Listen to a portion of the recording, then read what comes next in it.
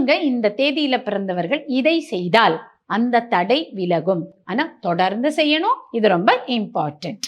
அப்படி பார்த்தா 1, 10, 19, 28 இந்த 4 தேதிகளும் பிறந்தவர்கள் என்ன பண்ணலாம்னா வேரிங் கோல்டு ஆர் ஒரு காயின், கோல்டு கலர் காயின் எல்லாம் இருக்கும்ல, காப்பர் காயின் இருக்கும்.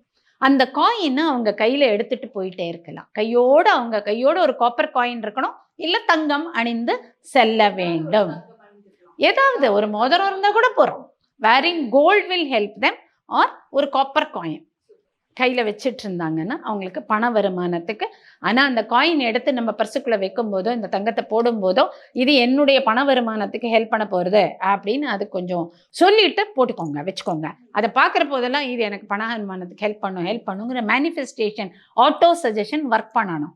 அப்ப இன்னும் சூப்பரா ஃபாஸ்டா கிடைக்க ஆரம்பிக்கும்.